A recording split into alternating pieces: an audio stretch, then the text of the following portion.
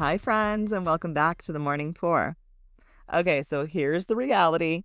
It's late, and I'm leaving in the morning again, and I'm still not packed. Surprise, surprise. But for the first time in my life, I'm attempting to travel with just a backpack, which feels bold for someone who usually packs the kitchen sink. It's only 3 days, so we're going for it.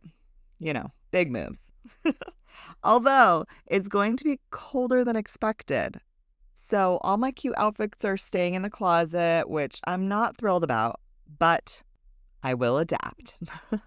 I'm excited because honestly, I would have never planned this trip for myself. So shout out to the scheduler of this one because it's literally peak cherry blossom season, which feels like such a win. Yes, I'm going to DC for a couple days. And it's just a reminder that not everything good in my life has to come from my planning. Sometimes I just get to step into it, and that is what I'm so excited about. And I think that ties into something that I've been processing lately. From the outside, I think people see my life and it looks really fun. Like I'm always going somewhere, doing something, traveling, meeting people, and it is amazing. I am so grateful for that. But what people don't always see is the extra hustle behind it, the constant going, and honestly, the quiet prayers for a slowdown. Because if I'm being real with you, I've had to ask myself, am I filling my schedule because I love this life? Or am I filling space that sometimes feels a little lonely? I don't have that fully answered yet, so that's pending. What I do know is I love the little stints of community I get. Traveling, shared spaces, being around people. Sometimes I catch myself wondering, is this what it feels like to have a family around you all the time? I know it's not the same, but it does make me think about what it would be like to have someone in my everyday space that I'm completely comfortable with. And at the same time, all the going has actually created this deep desire in me to stop. Like a real stop. I've said I wanted to have a true Sabbath, a real reset. And I haven't been great at keeping that promise to myself. So then I have to ask, is my calendar the problem? Or am I just not making it a priority? Because when I'm home, I tend to hermit a little.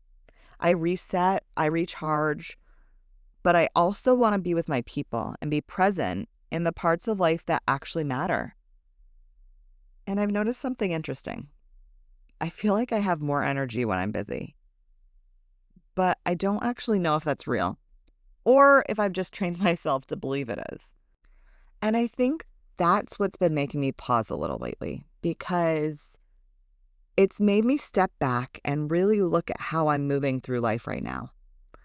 Like, am I actually energized or am I just really good at keeping up? And that's kind of where this idea of trust has been coming up for me. Because the truth is, I do trust myself. I know myself well enough to recognize when something feels off. So I don't feel like I have to control every detail ahead of time.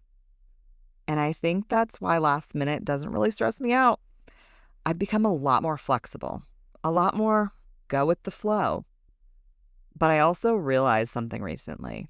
It's not that I don't have opinions or direction in mind, because I do.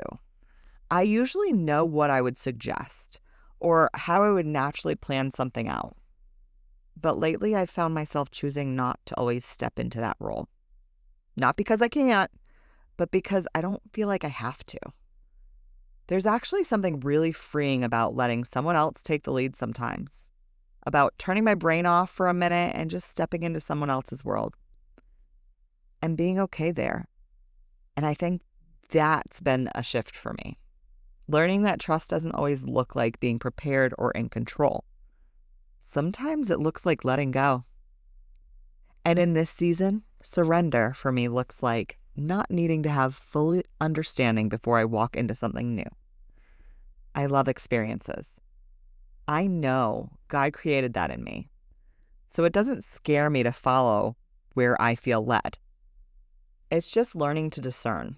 Is this my will or His? But I trust God with where He has me right now. And His hand has never left me wanting.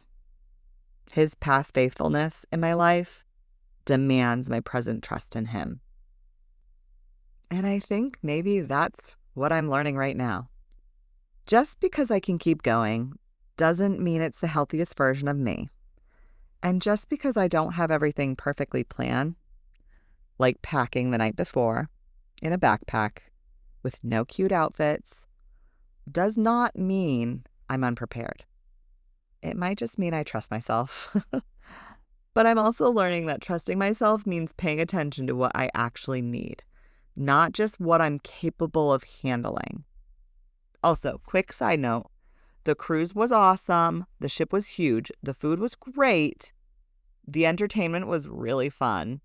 Even the gym hit right. Yes, I went there twice, but I will say, I don't think I would have wanted to be on that ship much longer. It was the perfect amount of time to explore and enjoy it.